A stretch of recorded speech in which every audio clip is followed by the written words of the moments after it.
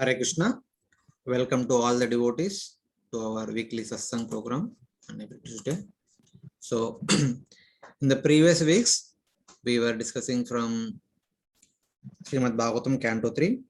Just in the last week, we just started the new topic, Teachings of Lord Kapila, wherein at the very beginning, remembering the words of Lord Brahma, that Lord Brahma had mentioned previously when he came to the ashram of Kardama Muni, that my dear daughter of Manu, the Supreme Lord who is currently in your room eventually will remove all your doubts and will enable you to get fearlessness.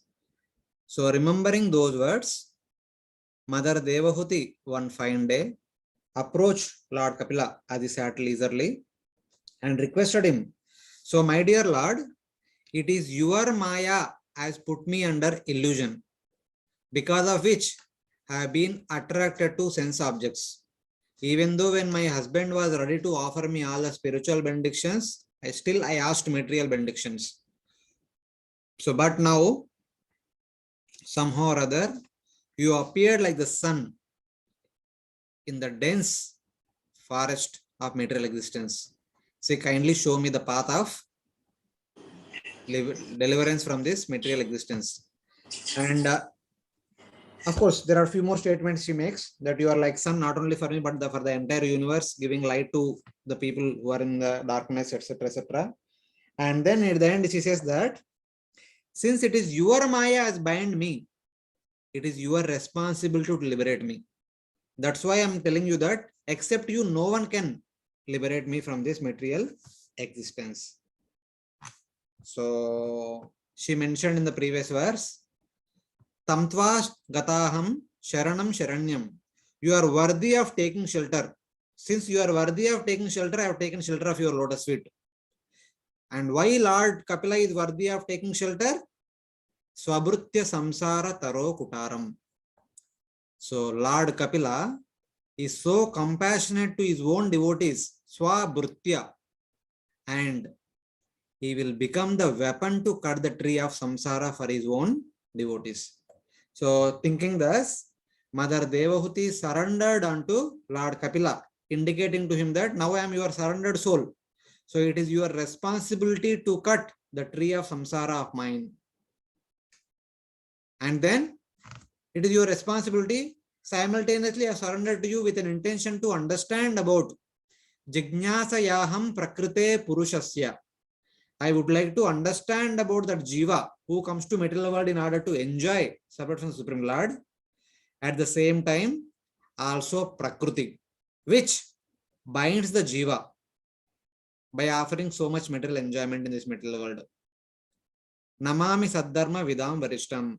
Because according to me, you are Saddharma Vidam Varishtam. You are the best of all knowers of Saddharma. There is no one superior to you.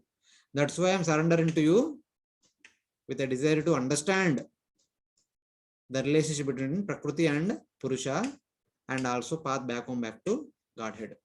So these were the different inquiries based of Mother Devahuti, basically with the intention to get rid of this material existence. So now Lord Kapila is going to answer to Mother Devahuti. So today let us examine what kind of answers Lord Kapila is going to give to Mother Devahuti's inquiries. So starting from verse number 12, now Maitreya is going to tell that how did Lord Kapila responded to Mother Devahuti. Maitreya uvacha iti swamatur niravadhyamipsitam nishamya pumsham apavarga vardhanam diyabhinandyatmavatam satam gatir bhavasha isha smita shobhitanana. Having heard all the different inquiries of Mother Devahuti, having witnessed that Mother Devahuti surrendering to her own son like a disciple, Babasa, Lord Kapila replied, Lord Kapila spoke back, Ishat Smita Shobhita Anana, with slight smile on his radiant face. Shobhita means the shining. Anana means faith.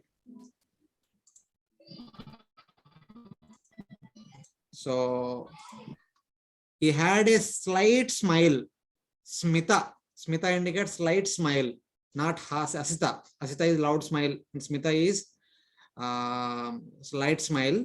Shobhita Anana, within the radiant face. So that Lord, with radiant, effulgent face, lights and light smile, began to reply to Mother Devavati. So this is what is indicated by Maitreya Muni. Maitreya says, hearing his mother's faultless desire, Swamatur Niravadya Mepsitam. Ipsitam means desire. Niravadya means without any faults in that. For increasing liberation of humanity, Pumsham Apavarga Vardhanam. So Mother Devavati is not only inquiring from Lord Kapila for her own benefit. Her inquiries are meant for all our benefit. It is meant for the benefit of each and everyone of this material world. So then Lord Kapila, thanking her by his intelligence, with a slight smile on his shining face, spoke about the path of the devotees who accept Lord Kapila as the Lord. Atmavatam Satam Gati. Those people who accept Lord Kapila as the Supreme Lord, as Supreme Spiritual Master, for their benefit, Lord Kapila began to reply to Mother Devavati. So Lord Kapila's instructions does not give benefit to each and everyone. Only for those who accept Lord Kapila as their Master and Lord and follow those instructions very sincerely, they will be benefited, as we see in the future chapters. Kapila starts to reply, hearing his mother's faultless desire. Apavarga Vardhanam means increasing liberation or cutting out material life. Apavarga is referring to liberation. Vardhana means it is vartate, increases continuously. Atmavatam means of those who take Lord Kapila as object of service. Atmavatam, those people who consider Lord Kapila to be their own self, Lord Kapila to be their own life and soul. For such kind of people, Lord Kapila is going to speak now. Satam means for the devotees. Lord Kapila smiled. So Lord Kapila did not say anything, but he is thinking within his own heart. And as a consequence of that thoughts, Lord Kapila is slightly smiling. That smile indicates that, so you are my mother. How can you be in Maya? So Mother Devavati said that I am in Maya. So Lord Kapila is thinking that, how can you be in Maya? You are already my mother. Anyway, I will teach something to deliver the common people through teaching you. Anyway, since you are asking, I will teach to the people in general by making you an instrument. The same thing we can see in Bhagavad Gita also. When Lord Krishna says that Karpanya dosho pahata sabhava pruchamitvam dharma sammuda jeta shishyaseham swadimamtam prapannam. So in that verse, it's like Arjuna says that shishyaseham swadimamtam prapannam eshreyasam nichitam bruitanme. With an intention to understand what is for my ultimate benefit, I surrender to you as a disciple.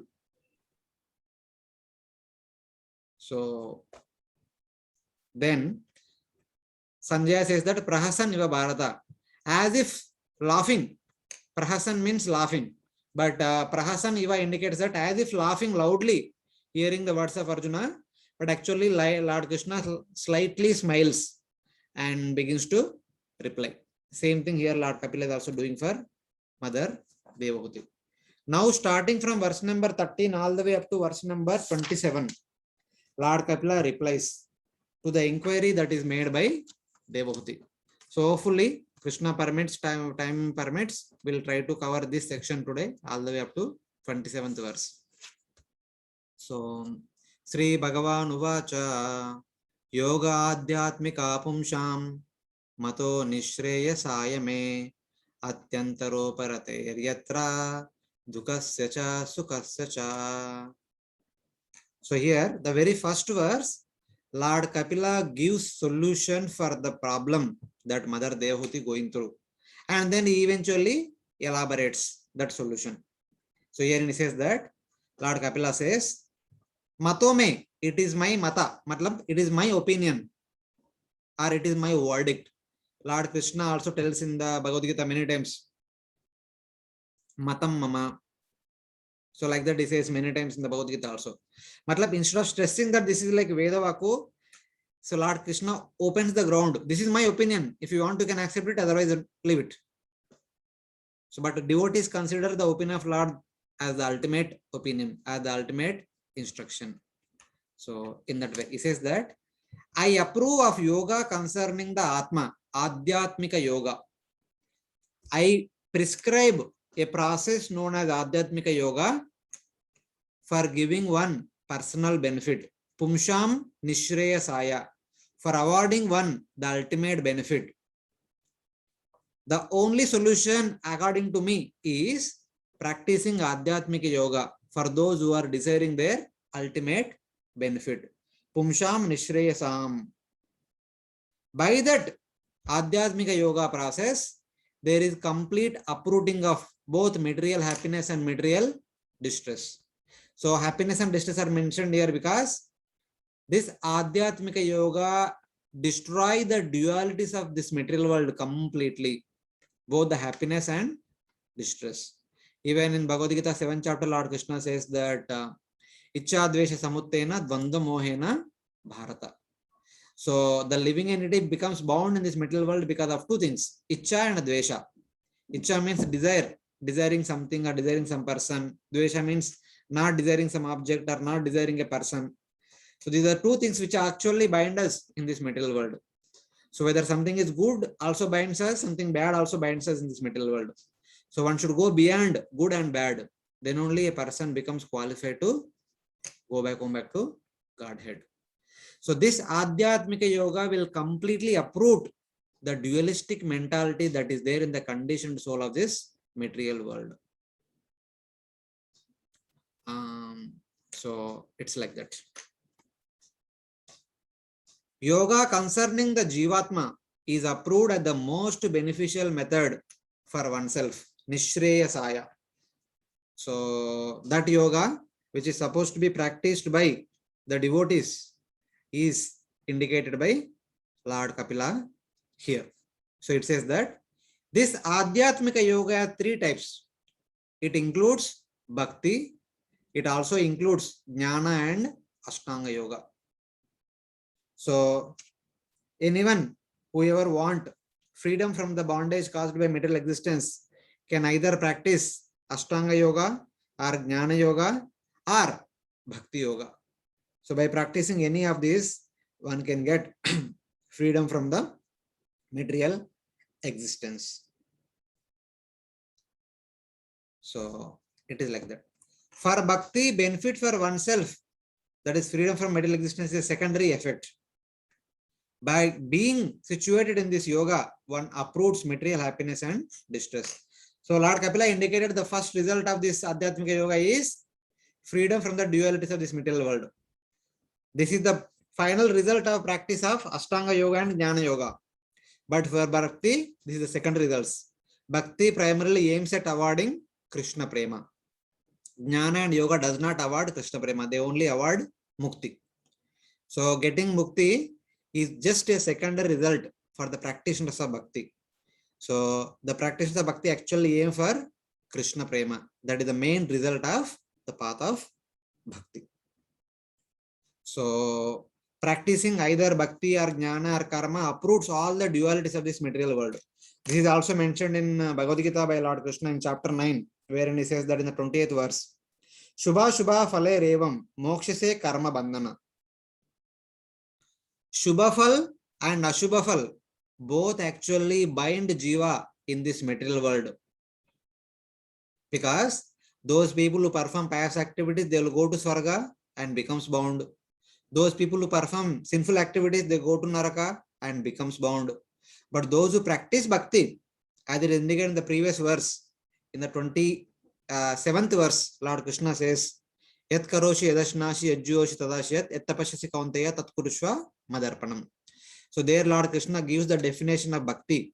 Bhakti means whatever activity that we perform, even starting with drinking water, eating prasad, performing some vows, some charities, some austerities, etc., anything, we should perform all those activities as an offering to Supreme Lord.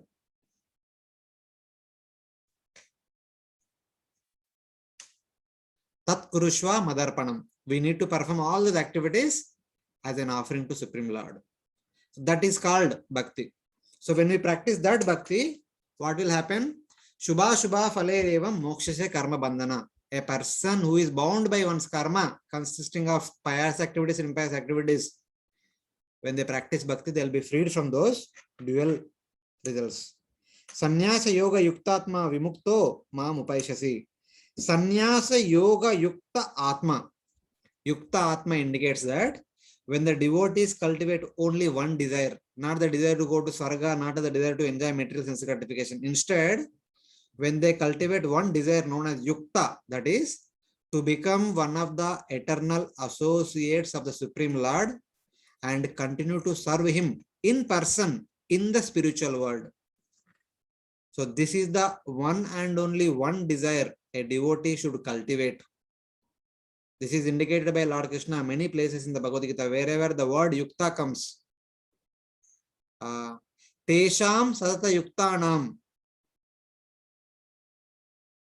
So like that Yukta word comes many times. Yukta means the desire to become one of the eternal associates of the Supreme Lord and serve the Supreme Lord in person in the spiritual world for the rest of eternity.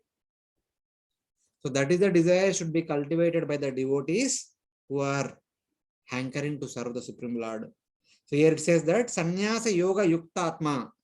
Considering this desire to be one's life and soul, Yukta Atma, this desire should be one's Atma. So for such kind of people, they should perform all the activities in Sannyasa Yoga with complete detachment. So whatever activities we need to perform as per the matter of duty in this mental world, we need to perform all the duties with complete detachment. Sannyasa Yoga refers to with complete detachment. And then if we perform all those activities with this, cultivating this desire, Yukta Atma, and with complete detachment in relation to all the results, then Vimukto, being freed from all the reactions, Mam Upaishasi, will come to me. Will come to me. That means will come to spiritual world and become one of my eternal associates and continue to serve me in person for the rest of eternity. So this is how Lord Krishna indicates in Bhagavad Gita. Same thing we can see here. I approve this path of Adhyatmika yoga concerning Atma, for it approves material happiness and miseries. This includes Bhakti, Jnana and Ashtanga Yoga.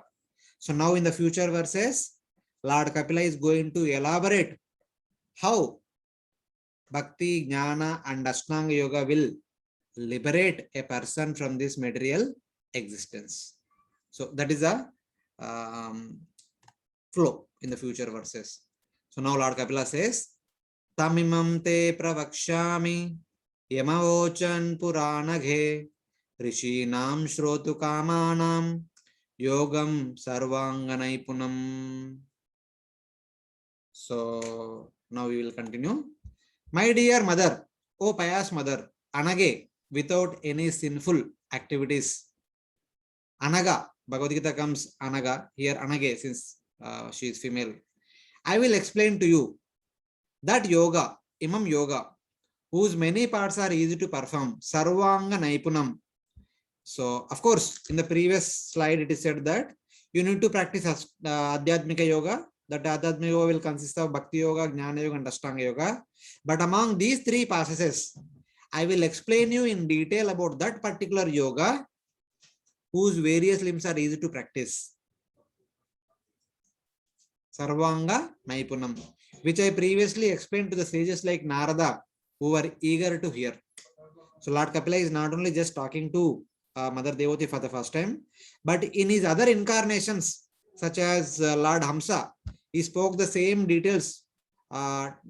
He spoke Bhakti to Narada Muni, which is called as Pancharatrika Vidhi, etc.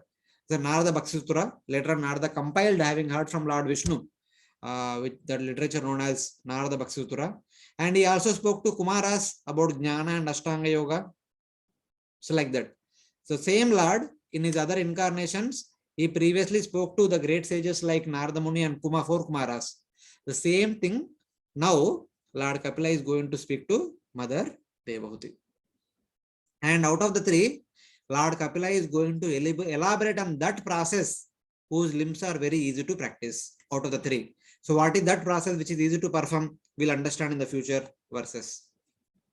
I will first explain to you that yoga which was explained to the sages such as Narada and whose limbs are very easy to perform. That is actually bhakti.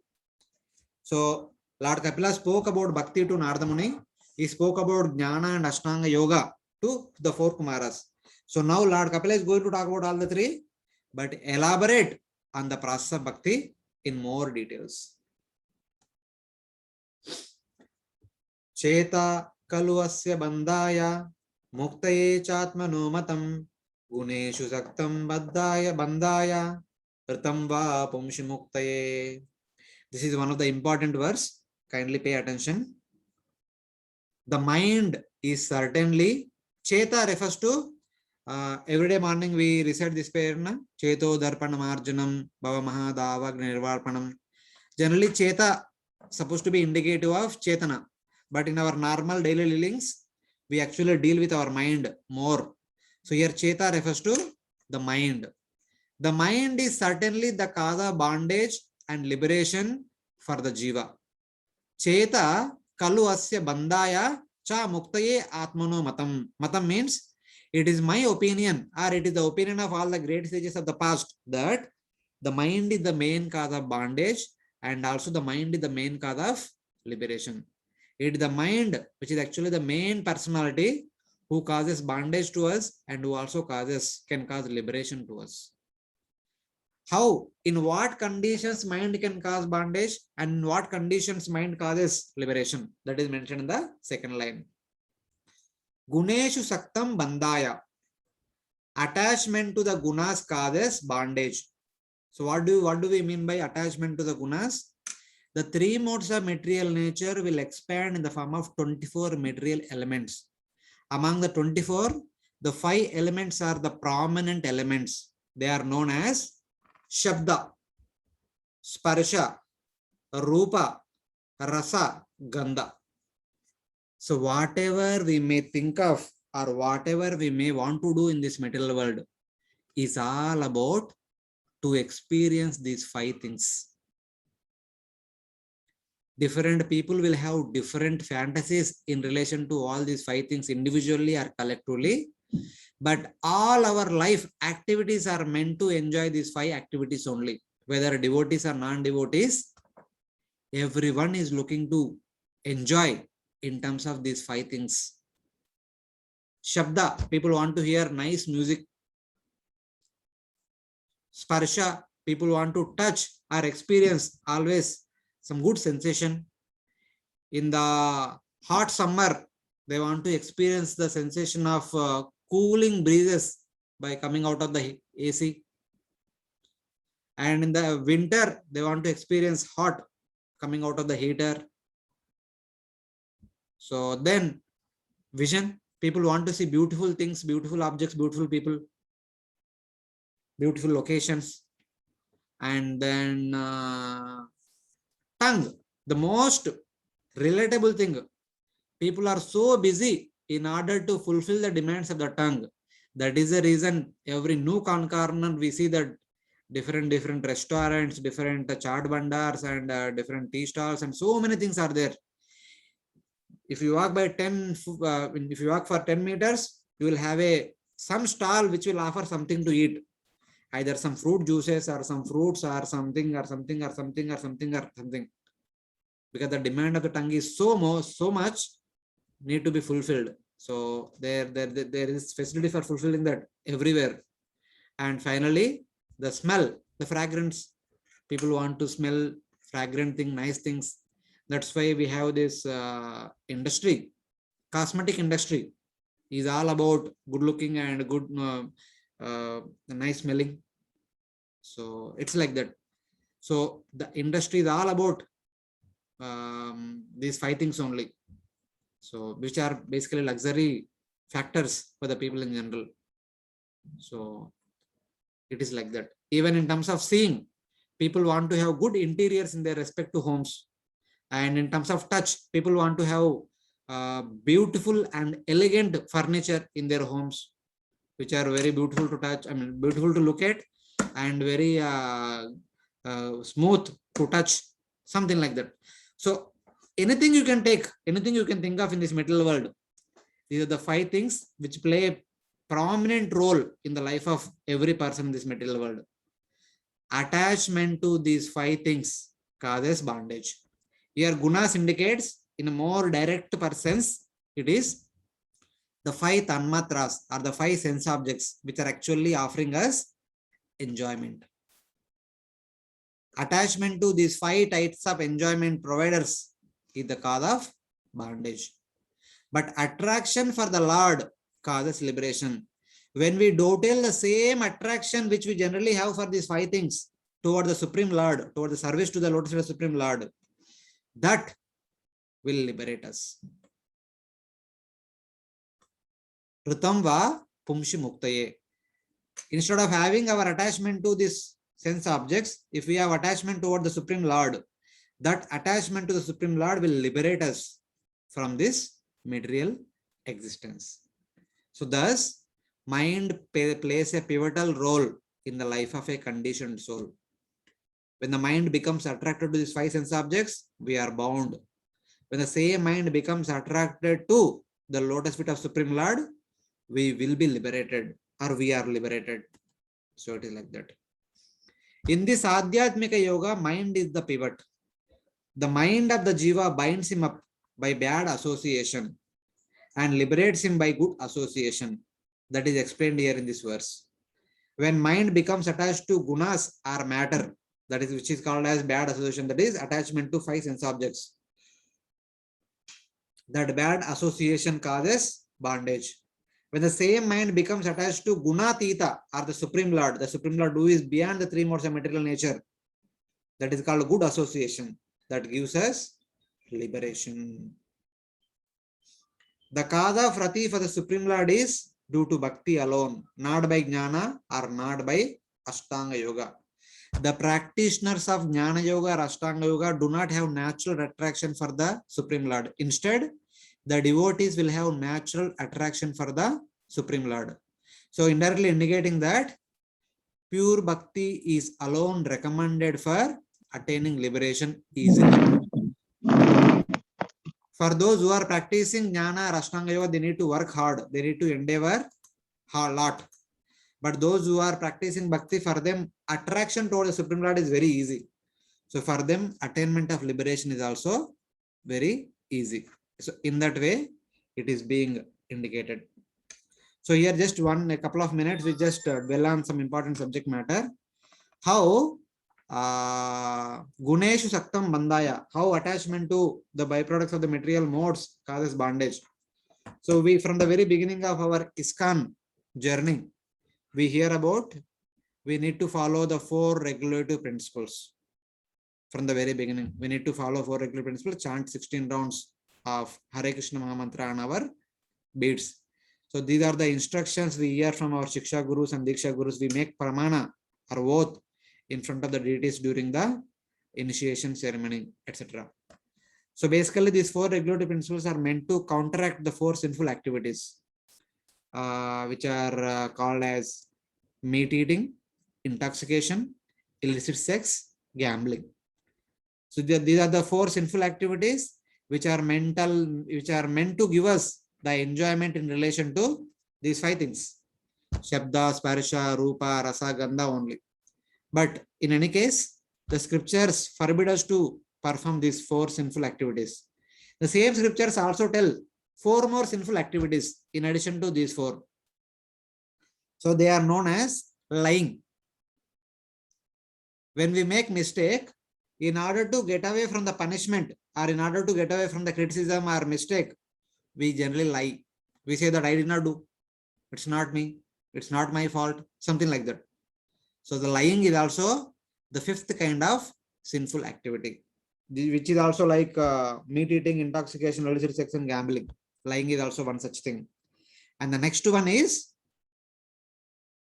oversleeping. Too much sleep is also another sinful activity, because the human life is not meant for simply sleeping. Human life is meant for purification of our existence. As much time as we sleep more and more, that much time we are losing from our valuable life. So in that way, that is also called one of the sinful activity. Just like intoxication, when a person is in intoxication, he cannot do anything worthwhile. He is simply losing his time, and he cannot perform any austerities, and he is simply gone crazy. Similarly, oversleeping is also as good as intoxication. That overslept, the time which went off by oversleeping is gone away forever. It cannot come back. Something like that. Scriptures do not deny the sleeping. Oversleeping is not recommended. The next one is theft. For the purpose of over enjoyment, people do thievery to get wealth by illegal means without working hard. So they think that by stealing from somebody's home, we'll get a lot of wealth, and with that money, we can enjoy as much as we want. This is also another sinful activity. And the last one is sightseeing.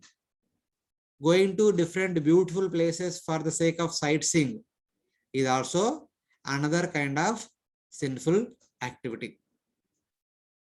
Though we make vows in relation to 4 sinful activities only, but we need to consider there are 4 more sinful activities which are also need to be avoided. They are all lying, oversleeping, theft, and sightseeing. All these things are also in relation to these 5 sense objects: Shabda, Sparsha, Rupa, Rasa, Gandha, etc. So attachment to any of these 8 things, 8 sinful activities, or attachment to any of the 5 sense objects binds a jiva in this material world. So it is like that.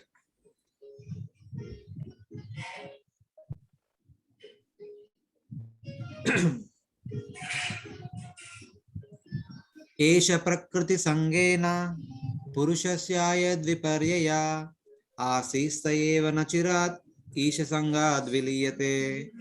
This is a verse from Ajamila pastime, wherein it is being mentioned that भाताचा gas मोठा करून बंद कर.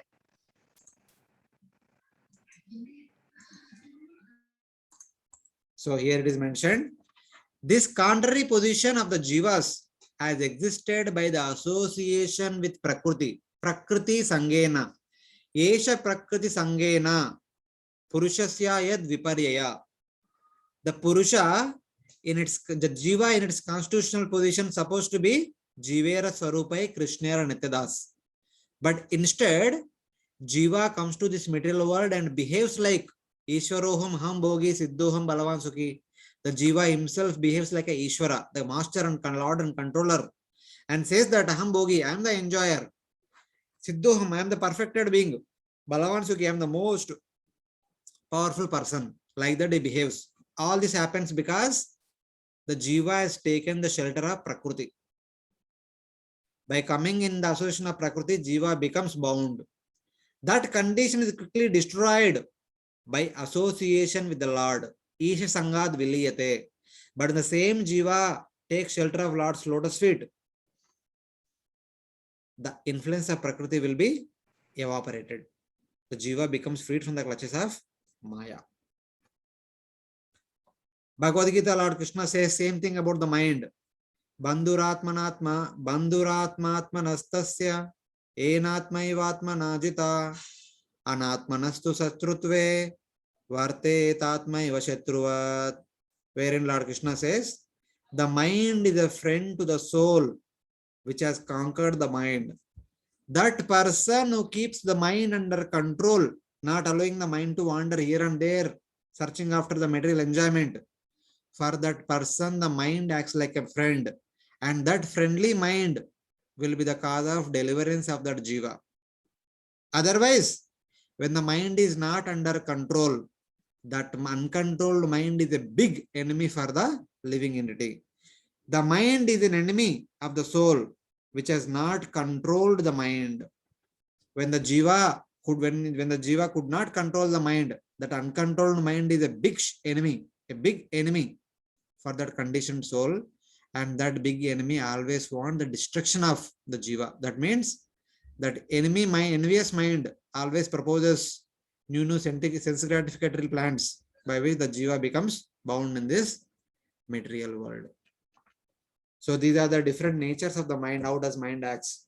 The solution which Lord Krishna and all the acharyas propose that we need to keep the mind under control.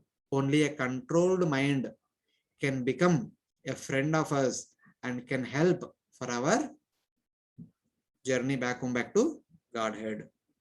Instead, an uncontrolled mind acting like an envious person will destroy our current condition also. So it is like that. Krishro mahaniha bhavarnavamaplavesham षड्वर्गनक्रम सुखेन तितीर्षितन्ते तत्त्वं हरेर्भगवतो भजनीयमङ्घ्रिं कृत्वोडुपं व्यसनमुत्तरदुस्तराणाम्. Think this is a verse spoken by the four Kumaras onto Prithu Maharaj in the 4th canto of Bhagavatam. When 4 Kumaras comes to the great assembly of Prithu Maharaj and he received them very nicely, then they gave instructions on various subject matters. At the conclusion, they speak this verse and one more verse, very interesting verse. Herein they say that the 4 Kumaras are saying there is great suffering for people lacking a boat to cross the ocean of samsara filled with the crocodiles of the 6 senses. The 6 senses are the 5 jnanendriya that we have. The ears always want to hear something beautiful, something pleasurable. The eyes always want to see something beautiful. The skin always want to touch something pleasing, something smooth and all. And what else? The tongue always want to taste pleasurable things, and the nostril always want to smell.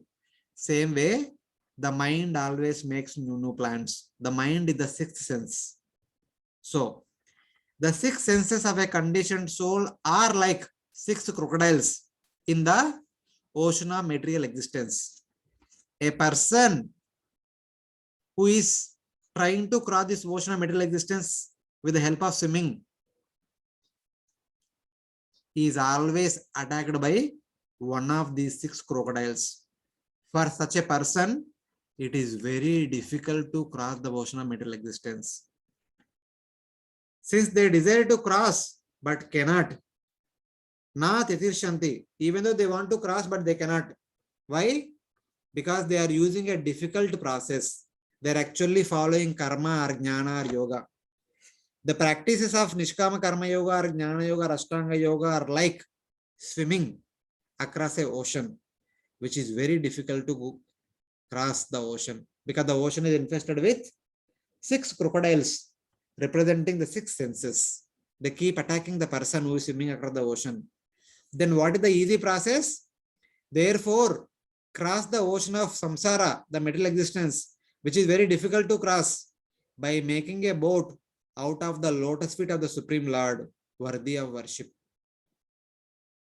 Instead of swimming across the ocean, instead he prepare a boat of Krishna Katha. He prepare a boat of Bhakti, consisting of Shravanam, Kirtanam, Smaranam, Padasevanam, Archanam, Vandanam, Dasyam, Sakyam, Atma Nivedanam. These 9 angas of Bhakti will act like a boat.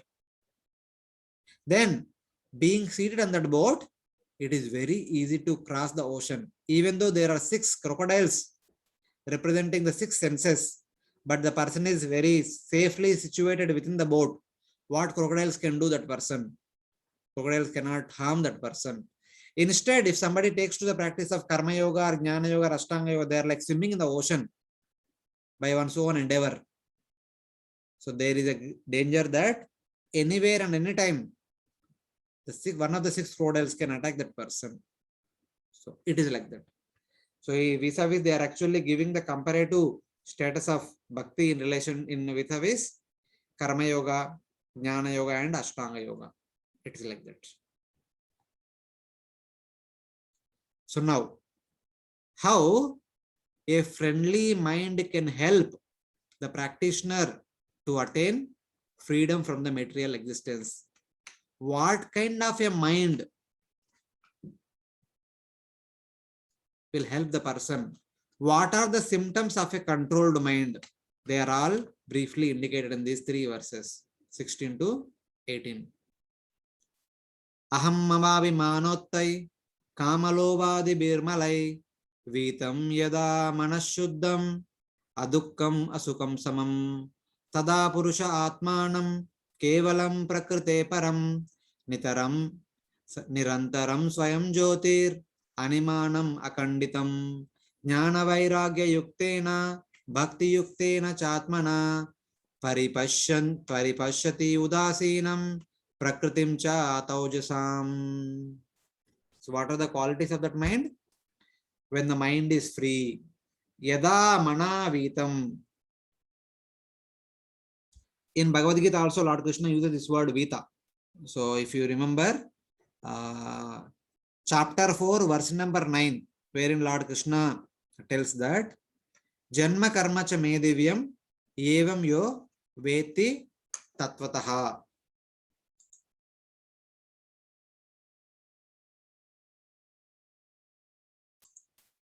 So janma karma cha me divyam,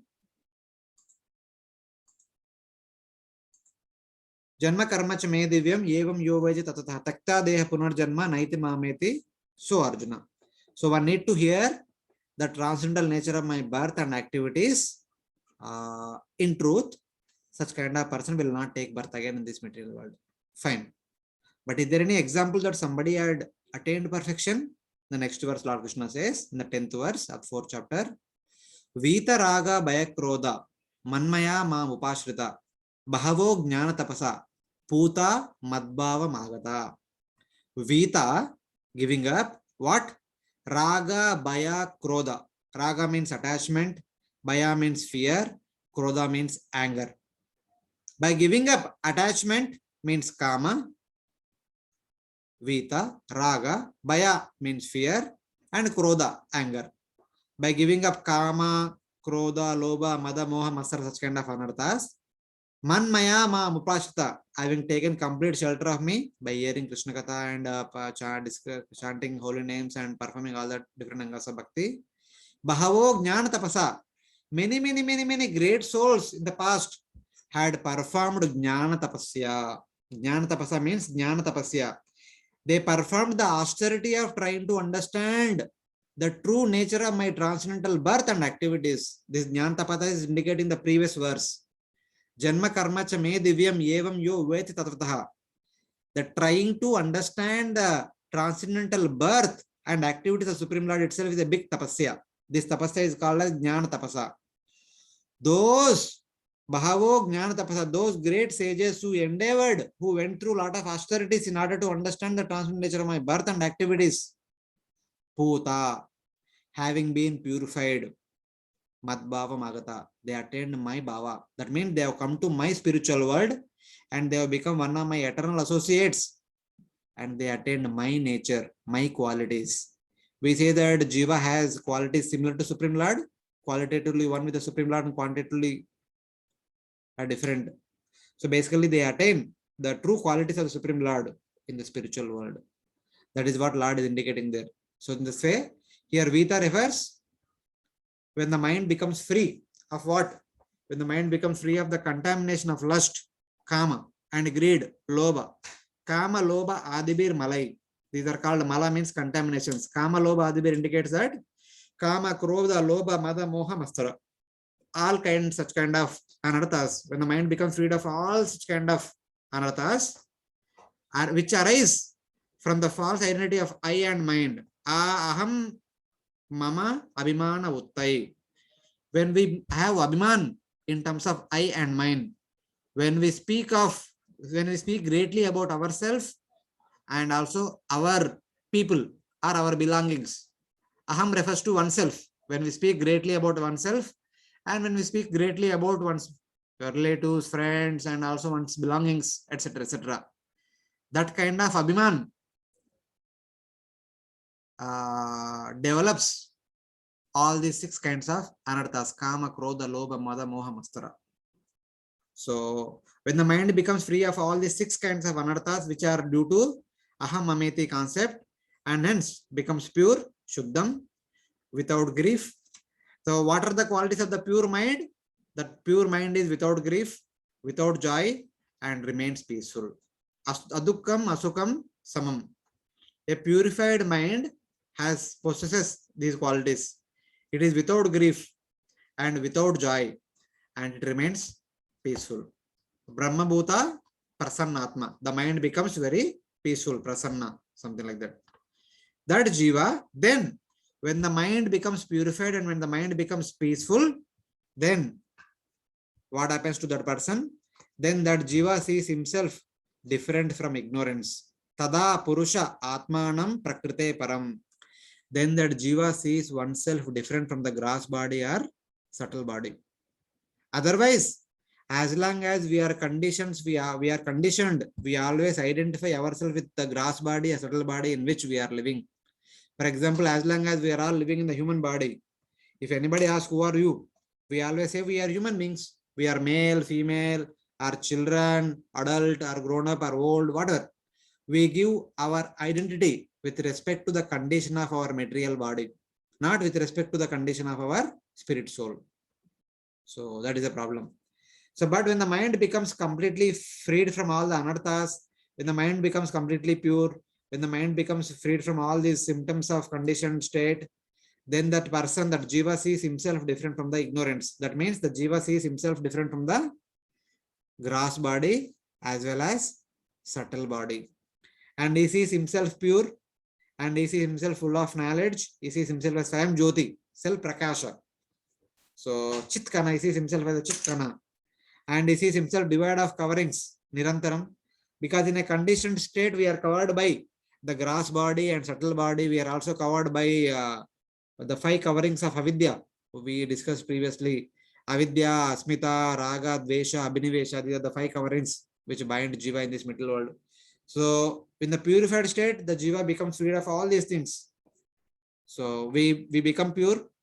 We become full of knowledge about who we really are, what is the relationship with the Supreme Lord, and we are devoid of all the false coverings.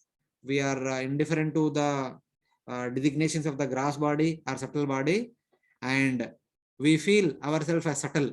Currently, we are feeling ourselves as grass, very grass. Our mental body is very grass, so we feel grass. But in this purified state, we feel ourselves as completely subtle, and we are undivided, akanditam. The Atma is indivisible, as Bhagavad Gita says, and we see as unattached, udasinam. We are not at all attached to anything of this material world. We will not become attached to the home, vehicles, bank balance, possessions, anything of this material world. We become indifferent to all in that purified state. And then, as well as we see ignorance divide our power to affect him. So in that condition, that jiva sees that ignorance, though it is there next to that person, but ignorance, that means Prakriti cannot harm him, cannot influence him. So this is possible only when the mind is endowed with Jnana and Vairagya. Vairagya refers to Ashtanga Yoga. Only when the mind takes shelter of, or takes to the practice of Jnana Yoga or Ashtanga Yoga, and principally by Bhakti Yoga. So this kind of situation will arise for a conditioned soul only when they practice either Jnana Yoga or Ashtanga Yoga or primarily Bhakti Yoga.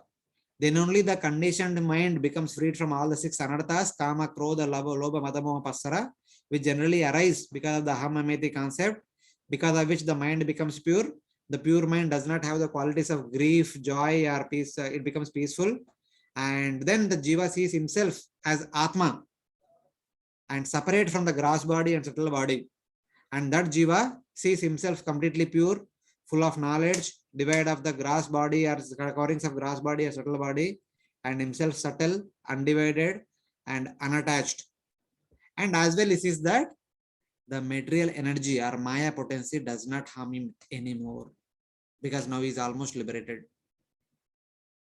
These are the symptoms of a person when he comes to the platform of Brahmabhuta platform with a controlled mind, with a purified mind. The symptoms of a liberated mind: free from lust, anger, greed, free from grief, peaceful, jiva can see itself without any material coverings. How does the mind reach this? primarily by the practice of bhakti and also by practice of jnana yoga and ashtanga yoga. So it is like that. So this is how Lord Kapila is gradually building up and elaborating on the subject matter. The mind becomes free. So here, so Lord Kapila is actually giving some details. The mind becomes free of the contaminations by the practice of sama and dhamma. Those people who are practicing jnana yoga, their sadhana consists of sama and dhamma. Sama means sense control, dhamma means mind control. The jnanis are continuously supposed to practice sense control and mind control by following so many austerities. And in the case of Ashtanga yoga, they are supposed to follow yama and niyama. Yama means regulations, niyama means rules. They are supposed to follow do's and don'ts. Niyama means do's, yama means don'ts. So these are the angas of jnana and yoga. What are the effects of purification? The purified mind, being without sorrow, happiness, and peace, becomes peaceful. At that time, the jiva sees himself separate from the ignorance, prakriti param, separate from the gross body or subtle body, sees himself as Atma. He is devoid of the obstacles crossed by gross body or subtle body. He has uncovered knowledge. He sees himself as subtle, the most subtle, and he is undivided by material desires. That means he is unaffected by material desires.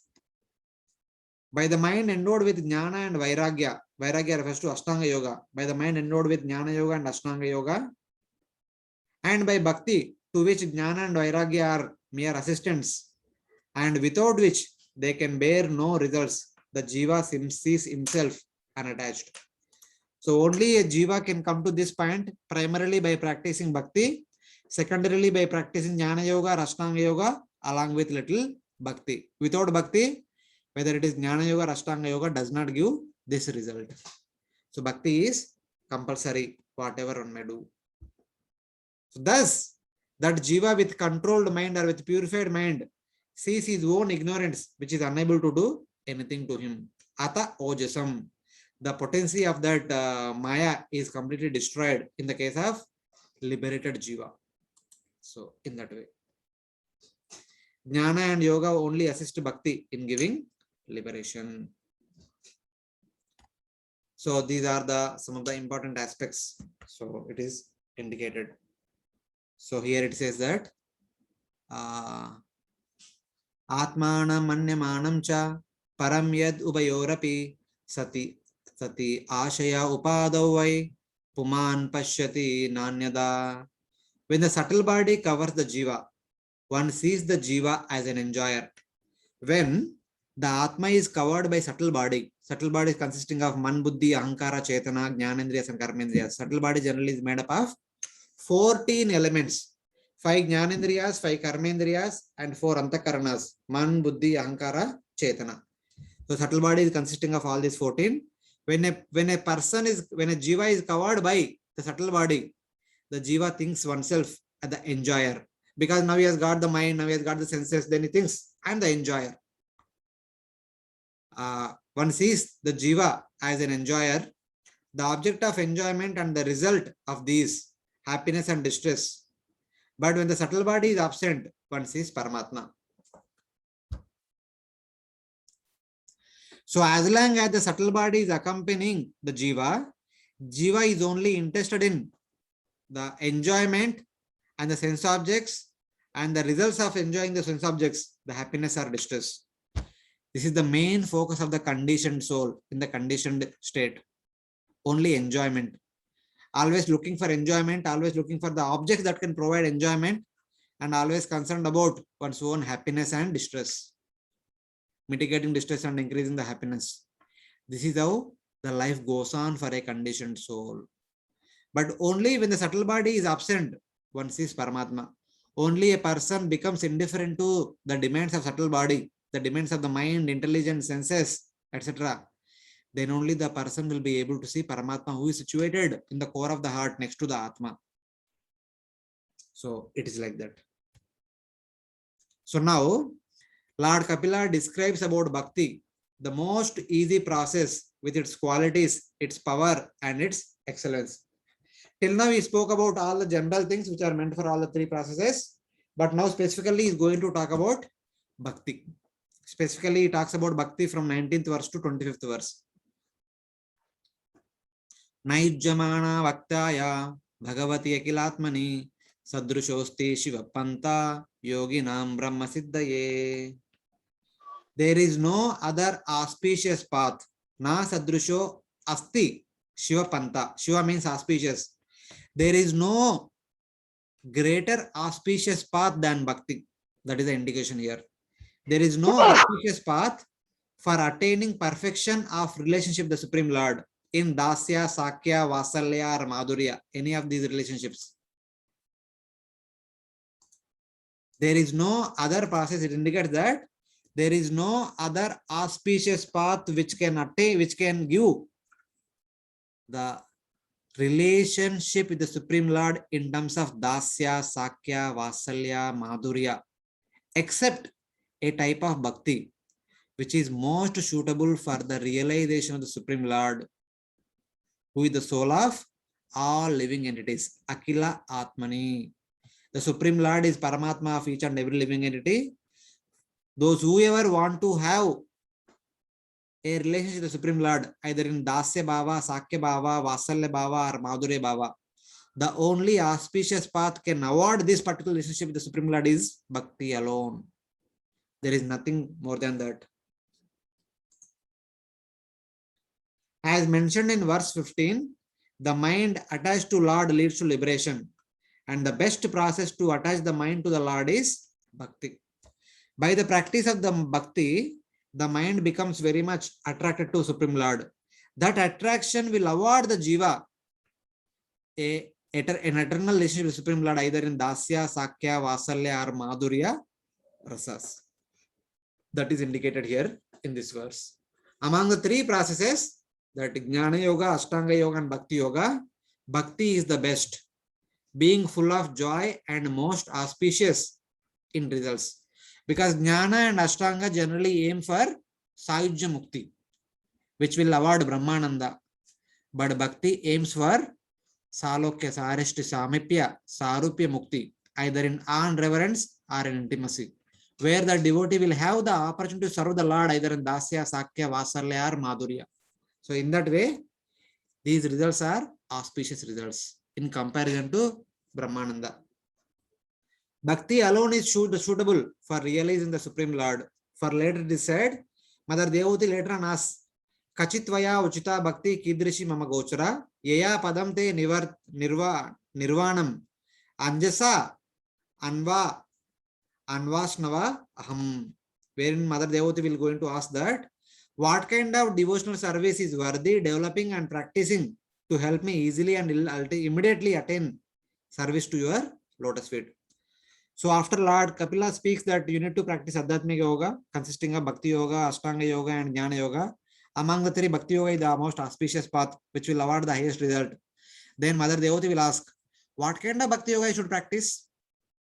So which will award me shelter to lotus feet very quickly and very easily without going through much trouble. So in that way, because Bhakti is easy path, so Mother Devoti want to know about Bhakti way more detail in the later part of the chapter. Jnana and Ashtanga Yoga only assist Bhakti in giving liberation. So it is only by Bhakti one will attain, one will realize and attain shelter to the Lord's lotus feet very easily. This is the most auspicious path for attaining perfection, either in Dasya Rasa, Sakya Rasa, or other relationships such as Vasalya and Madhurya to the Supreme Lord, for those who have accepted the process of Bhakti Yoga. It is only by the practice of Bhakti one will realize the Supreme Lord and one will be placed in the eternal relationship with the Supreme Lord, either in Dasya, Vasalya, Dasya, Sakya, Vasalya, or Madhurya. That's why it is called as the most auspicious path. There is a similar verse also spoken by Sukadeva Goswami in the second canto, second chapter. Nahi yato anya shivapanta vishata samsruta viha vasudeve bhagavati bhakti yogo yato bhavet.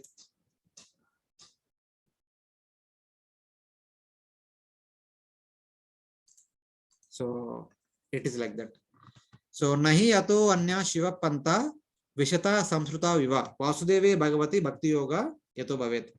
There is no other auspicious path. Nahi ato anya shiva panta. There is no other auspicious path for those living entities suffering in the material world than that path which produces prema. Yato bhakti yogo bhavet. Bhakti yoga in the Bhagavatam generally indicates prema bhakti. Ultimately, we are all practicing sadhana bhakti to come to the platform of prema bhakti. So there is only one auspicious path known as sadhana bhakti, which eventually award us prema bhakti. When we practice that sadhana bhakti unto Bhagavan Vasudeva, Vasudeve Bhagavati. So it is like that.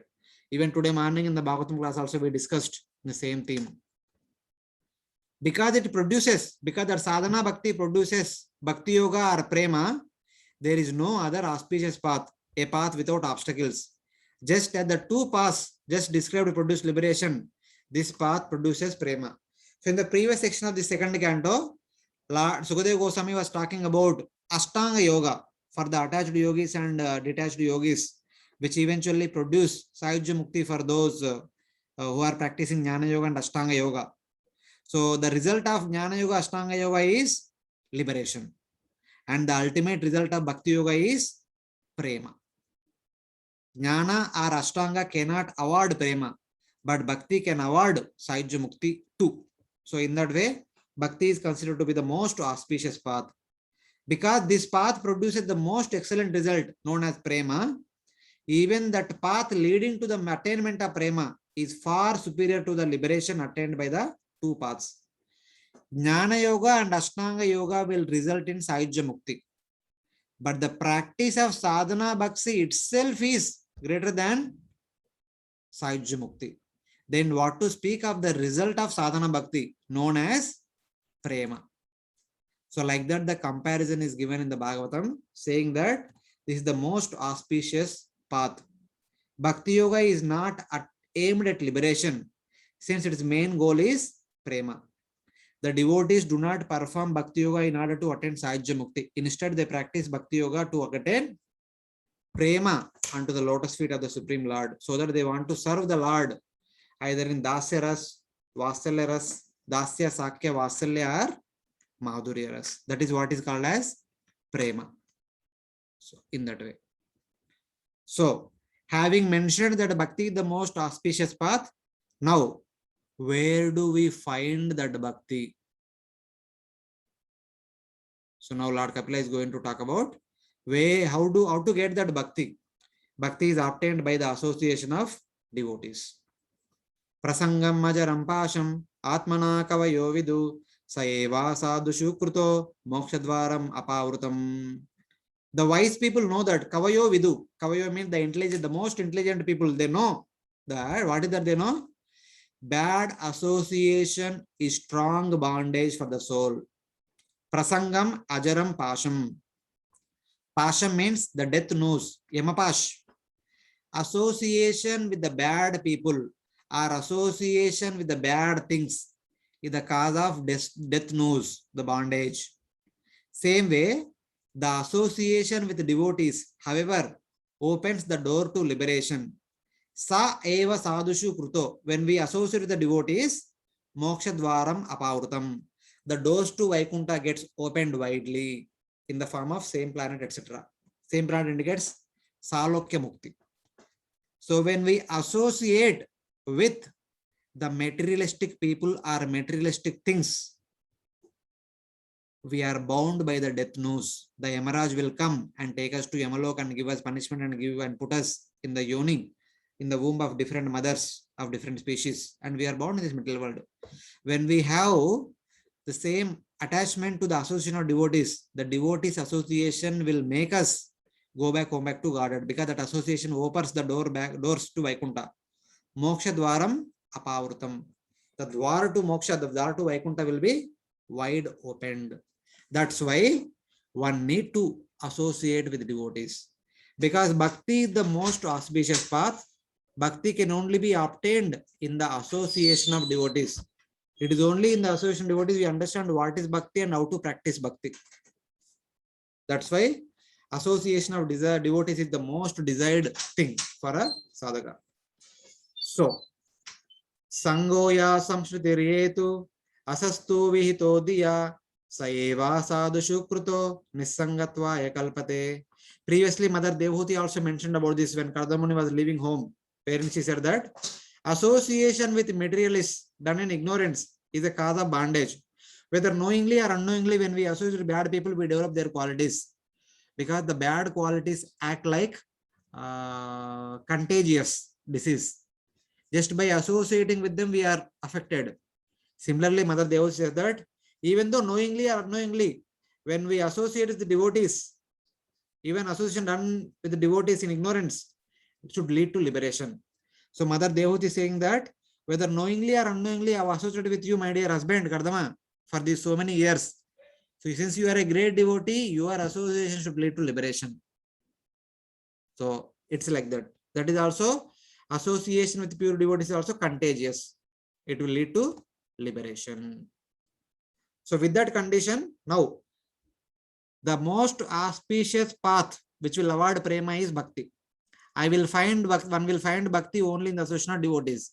But how do you know somebody is devotee or non-devotee? The devotee's qualities are mentioned in the next two verses. Titikshava karunika suhruda sarva dehinam ajata shatrava shanta sadhava sadhu bhushana. How do we identify devotee? How to identify such a devotee? These are the secondary characteristics of a devotee. A devotee who possesses titiksha, karunika, suhruda, ajata shatrava, shanta, sadhava. These are the qualities of a person who can be called as a devotee. So what does it mean? Such devotees are tolerant. These devotees are generally tolerant. So then, such devotees are merciful, karunika, and such devotees are friendly to all beings, suhruda, sarvadehinam. They are friendly to all the living entities in general. And such devotees are without enemies, ajata shatrava. Yudhishthira Maharaj is called as ajata shatru, without any enemies. And such devotees are gentle. They are very peaceful and very mrudu, very gentle in dealings. And such devotees are straightforward, sadhava. They are very sadhus. They are not cunning in nature. They do not want to exploit someone. They are always eager to give bhakti to others. They are always eager to help others in order to attain the highest benefit. They do not want to exploit others. They do not want to cheat others. And respectable to other devotees. Sadhu Bhushana. They are always respectable to other devotees and other living entities. They always say that, my dear Prabhu, I am your Das. When the one devotee sees another devotee, they say that, my dear Prabhu, or my dear Mataji. So they are always eager to serve others, considering others as master, themselves as the servant. By calling ones as master, as Prabhu or Mataji, that means we are actually giving them highest respect, which is equal to the Supreme Lord. Prabhu means the Lord. Mataji means the ultimate mother. So we are actually giving the highest respect. Thus the devotee is actually respectable to other devotees, Sadhu Bhushana. Or they think the devotees dearly like ornaments. Generally, we like our ornaments. Whatever ornaments we possess, we have special affinity toward them. So similarly, the devotees see other devotees as ornaments. So these are the secondary qualities of a devotee. So when we see all these qualities in a person, we should understand that they are a devotee. These are the secondary qualities which we can see from outside. Then what are the primary qualities? The primary qualities of a devotee, which we may not see always, but these are the main qualities that a devotee possesses within oneself. Sometimes we may see, sometimes we may not see, but let us see what they are. Mai ananyena bhavena bhaktim kurvanti edrudam matkrute takta karmanas takta swajana bandhava. It says that they perform kurvanti, steady bhakti unto me. Mai drudam bhaktim. They perform druda bhakti unto me. Who are they and how do they perform druda bhakti? With exclusive devotion. Ananyena bhavena. With one pointed attention. Vyavasayatmika buddhi. Anyena means without any attention to other things such as karma, jnana, yoga or any other things. They are only interested in practicing bhakti unto Lord Vishnu or Lord Krishna. With exclusive devotion. Giving up all actions to attain me. Matkrite takta karmana. People in general perform in this material world so many activities in order to get some wealth, some name, some fame. People give charity to get some name and fame. People perform some business, take up some new business, new project in order to get wealth, in order to get name, fame, etc. All these things. But here it says that matkrite takta karmanas. They perform all the activities for my pleasure and they are not attached to the results. Giving up all actions to attain me and give up friends and relatives. Taktva swajana bandhava. So they might be having so many friends and relatives throughout their life. But at one point of time, for them, the only friend is Lord Krishna. They become completely surrendered soul or soul out person for Lord Krishna.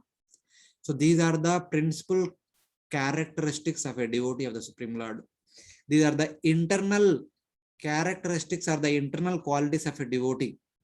So when a person displays these wonderful qualities, we should understand that he is a devotee. So that kind of devotee association is desired, like that Lord Kapila is indicating. So the qualities are, first one is they perform steady bhakti, Mai Dudam Bhaktim, and they perform that steady bhakti with exclusive devotion, Ananyana Bhavena, without distraction towards other material things, and they give up all actions to attain me. But they do not perform activities for the purpose of attaining some name, fame, wealth, or etc. in this material world. They perform all the activities only for the pleasure of Supreme Lord. Or they give up all the other Sarvadharman Parityaja material activities and only perform bhakti activities such as Shravanam, Kirtanam, Smaranam, Padasevanam, Archanam, Vandanam, Dasam, Sakyam, Atma Nivedanam.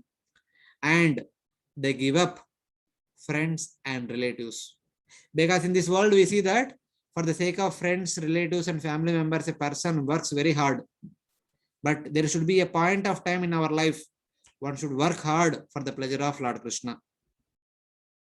So when one surrenders 100% to Lord Krishna will give his 100% to that devotee. Ye yatamam prapadyante tam staiva bhajamaham. That is a mutual reciprocation between the Supreme Lord and the devotees. So it is like that. So how to identify such a devotee? The primary characteristics of such a devotee are Ananya Bhakti and Druda Bhakti. They practice Ananya Bhakti and Druda Bhakti. And they give up relatives and friends. Ananya indicates that no other object of worship such as Brahma, Shiva, Indra, Chandra, Varuna, Vayu. So no other object of worship is comparable to Lord Vishnu or Lord Rama or Lord Krishna. They worship with moods such as Dasya, Sakya with firmness. Because they have one desire to serve the Lord either in Dasya, Sakya, Vasalya or Madhurya. Keeping that desire in mind, they worship the Supreme Lord with firm attachment, with only the Lord as the object in order to achieve me. So for them, their only goal is to get the opportunity to serve the Lord in person, either in Dasya, Sakya, Vasalya or Madhurya. So what kind of bhakti they perform? As Lord Krishna mentions in Bhagavad Gita, Satam Kirtayanto Mam Yatam Tasta Drudavrata Namasantasya Mam Bhaktya Nitya Yukta Upasate. Here again comes Nitya Yukta. Nitya Yukta means with a desire to go back to spiritual world, to become an associate of the Supreme Lord and continue to serve him in personal form or in person, either in Dasya, Sakya, Vasalya or Madhurya for the rest of eternity. For the purpose of attaining that state, they continue to worship the Supreme Lord. Bhaktya upasate. Mam bhaktya, they continue to worship me with devotional sentiments. How? Sadam kirtayanto mam. They continue to chant and hear about my wonderful qualities and activities. Yatantasya drudavrata. They take up hard endeavors with drudavrata, with complete determination. And namasantasya mam bhaktya. Namasantasya, they continue to offer obeisances unto me, etc. These are the principal activities of such kind of devotee. They give up other actions and all other dharmas, as Lord Krishna mentions in Bhagavad Gita. Sarva dharman parityaja mamekam sharanam vraja. And they give up relatives and friends, which Lord Vishnu tells to Durvasa Muni when Durvasa Muni goes to Vaikuntha, seeking protection from Sudarshan Chakra, which was chasing after him when Durvasa Muni offended Ambarish Maharaj. So the wherein Lord Vishnu says that Ye, matlab my devotees. Daragara putrapta pranam vittam imam param. Hitva mam sharanam yata katam tam tektumustahe. Their Lord Vishnu told Durvasa Muni that since pure devotees give up their home, they are not attached to home, give up their wives, give up their children, relatives, riches, and even their lives simply to serve me. For the sake of my devotional service, they give up all these important things of this life without any desire for material improvement in this life or in the next life. The devotees do not want big riches, name, fame in this material world, pujala pratishtha in this material world. Instead, they are only interested in serving the Supreme Lord. How can I give up such a devotee at any time? When the devotees are not interested in anything of this material world, they are only interested in the Supreme Lord. And the Lord says, how can I give them up? So indirectly he's telling that, so my devotees are 100% dedicated unto me. I am also 100% dedicated unto my devotees. Ye etamam prapadyante tam staiva padamham. And this is how the devotees show their surrender toward the Supreme Lord, and similarly the Lord reciprocates with those devotees. And then what are the further activities of such devotees? Madashraya katamrishta shrunvanti katayanti cha tapanti vividastapa naitam madgata chetasa. Taking shelter of me, madashraya, they recite and listen. Shrunvanti katayanti, Shravanam and Kirtanam. Cha indicates Shravanam, Kirtanam, Smaranam, Padasevanam, Archanam, Vandanam, Dasyam, Sakyam, Atmanivedanam. They perform all the 9 limbs of devotional service. So they recite and listen to pure stories, Katamrishta. They are not afflicted, na tapanti, by material miseries. The material world is continues to offer the miseries in the form of Adhyatmic Klesha, Adi Bhautik Klesha, Adi Daivik Klesha, but they are not disturbed by those things. In spite of being overcome all these material tribulations, they continue to serve the Supreme Lord and thus fully absorb their minds in me. Madgata Chetasa. Their heart is completely devoted to Supreme Lord. So these are the primary characteristics of a devotee. These are the principal disposition of a devotee. So how to identify devotee is primary absorption in hearing and chanting and absorption in Supreme Lord, etc. So there are couple of prayers indicating the same mood in the Bhagavatam at various places. So this is a prayer by Dhruva Maharaj when he is offering to prayers to Lord Vishnu. Bhaktim moho pravahatam tvayi me prasango bhuyadanantam hatam amalashayanam enanjasol banavuru vyasanam bhavabdim Neshe Bhavad Gunakatam Brutapana Matta. O unlimited Lord, may I always have the association of great devotees with pure hearts, who constantly perform bhakti unto you. Bhakti Muhu Pravatam Tvayi. I want association of those devotees who are continuously engaged in devotional service. Why? By this association, intoxicated from drinking the nectar of your pastimes and qualities. Because in that association, I get to hear about your Nama, Rupa, Guna, Lila. By hearing your Krishna Katha, your Nama, Rupa, Guna, Lila, I become intoxicated. So in that intoxication, I shall easily combat the ocean of material existence, Bhavabdim, full of terrible suffering. So in that intoxication, the association of your pure devotees, I can easily counter the Bhavabdi, the ocean of material existence. So this is another prayer I think offered by Prahlad Maharaj. Naivo dvije paraduratye vaitaranyas tvadvirya gayana mahamrutamagna chitta sochetato vimuka chetasa indriyartha maya sukaya baramudvahato vimudan. Prahlad Maharaj also says that I am not disturbed by the insurmountable vaitarani of the material worlds. Here vaitarani is indicative of samsara. Since my mind is absorbed in the great sweetness of singing your glories. Tvad virya gayana maha amruta magna chitta. My heart is completely immersed in relishing the sweet pastimes. The virya gayana, tvad virya, your wonderful pastimes. So, I am not worried about crossing over this material existence. I only lament for the fools who are averse to you, who are averse to your lotus feet, or who are averse to bhakti, who carry the burden of material responsibilities for gaining material happiness for sense objects. I am only worried about the foolish people who are only interested in material name and fame and material happiness, for which they are performing so many material activities instead of practicing bhakti. So second canto Bhagavatam also says that Shrunvata Shraddhaya Nityam Granatasa Sasheshtritam Kalena Nati Dirgena Bhagavan Vishade Hruti. So what is the result of practicing bhakti consisting of Shravanam Kirtanam? Here it says that Parikshit Maharaj says, the Lord quickly enters the heart of the devotee who with faith continuously hears and chants about the Lord's activities. So when a devotee continuously hears and chants the wonderful activity of Supreme Lord, the Supreme Lord enters into the heart of that devotee. How does the Lord enters into the heart of that devotee?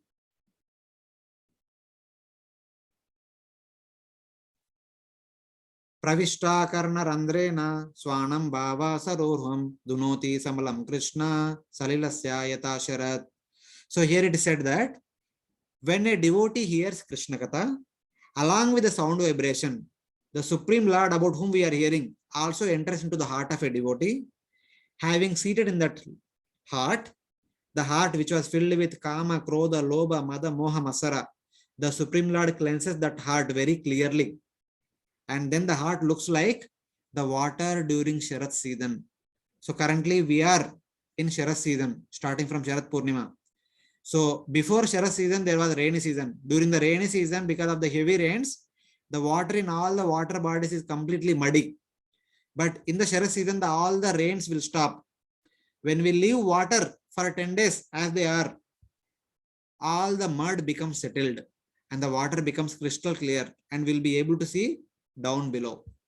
Similarly, when the Supreme Lord enters into the heart of a devotee, by that entry, all the anarthas are completely evaporated and the heart becomes crystal clear. Then that Jiva will be able to see that Bhagavan who had entered into that heart face to face. So it is like that.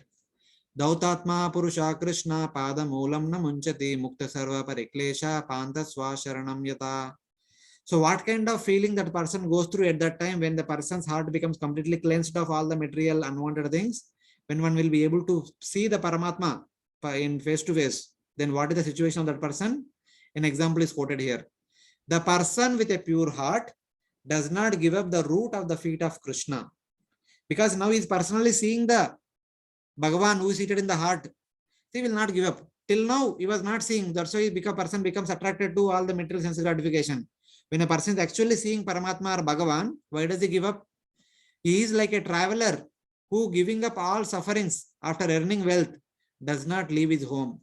Just like a businessman goes out of the home or out of village, works hard, earns a lot of money, comes home, and after earning sufficient amount of money, why does he go back again work hard? He will not. He stays home and relaxes. Similarly, after having the darshan of the Supreme Lord, after having the opportunity to continue to have the darshan of Paramatma within the heart, why does a person give up the lotus feet of Supreme Lord and go here and there for happiness? That will not happen. So that is the situation. And finally, we see this verse for today. Yet, so I don't know some problem in the PPT, but this verse is from the 4th canto. The Prachetas are offering their prayers unto Lord Vishnu when Lord Vishnu appeared. Yatredyante kata amrushta trushnaya prashamo yata nirvaira yatra bhuteshu nodvego yatra kaschana. So Prachetas are saying that, my dear Lord, we do not want any benediction. We only want the association of devotees. Why? In the association of devotees, the devotees continue to describe your wonderful glories. Yatra idyante kata mrushta. They actually perform the worship of discussing Krishna Katha. So when we hear Krishna Katha, yatra idyante kata mrushta, trishnayo prashamo yata. All our material hankering is completely ceases. Trishnaya, Trishna means material hankering. Prashama, Shama means to control. Prashama means complete control. All our material hankerings are completely evaporated. And another benefit is Nirvaira etra bhuteshu. In that association, as long as we are hearing Krishna Katha, we become non-envious towards all the living entities. In general, we might have envious feelings towards other living entities. But as long as we are hearing Krishna Katha, we hear that every jiva is a part and fragment of Krishna. Mamai Vamsho Jiva Loka Jiva Sanatana Jivera Sarupai Krishna Nityadas. When we hear during Krishna Katha, during the Bhagavad class, that everyone is actually in Amsha of the Supreme Lord, everyone is a devotee serving the Supreme Lord, then why do we have ill feelings towards anyone? So Nirvaira etra bhuteshu, nodvego etra kashana. There will be no more udvega, there will be no more anxiety. In the Krishna Katha, we hear that Krishna is in control.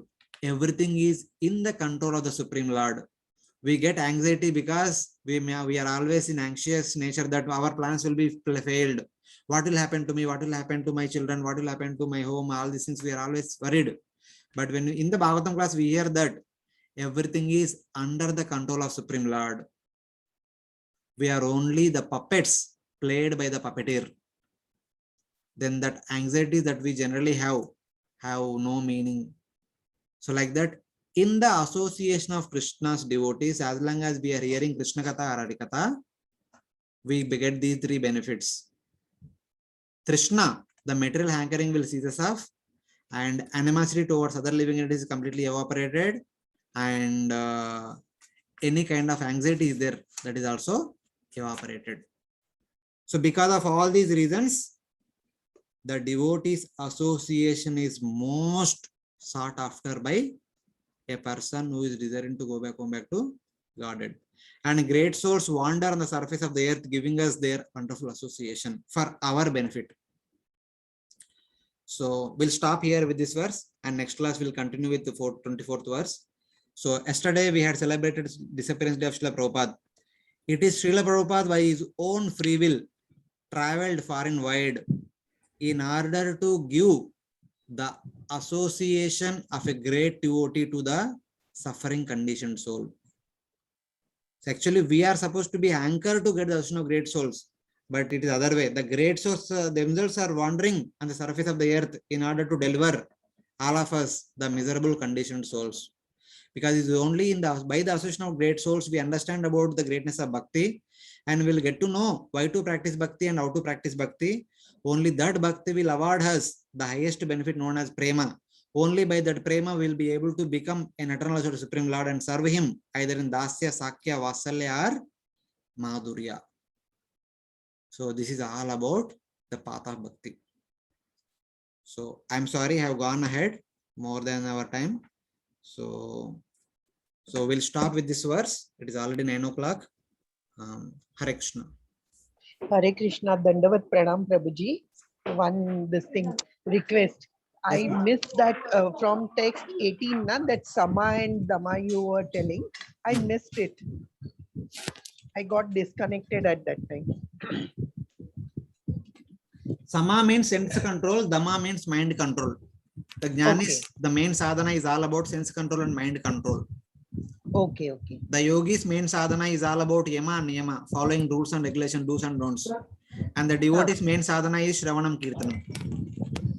Okay. In that way. Hare Thank Krishna, you, Prabhuji. Prabhuji, Dandavat Pranam. Beautiful class. Thank you so much. Thank you, Prabhuji. Thank you very much. Prabhuji, thank you very much. Amazing class, Prabhuji.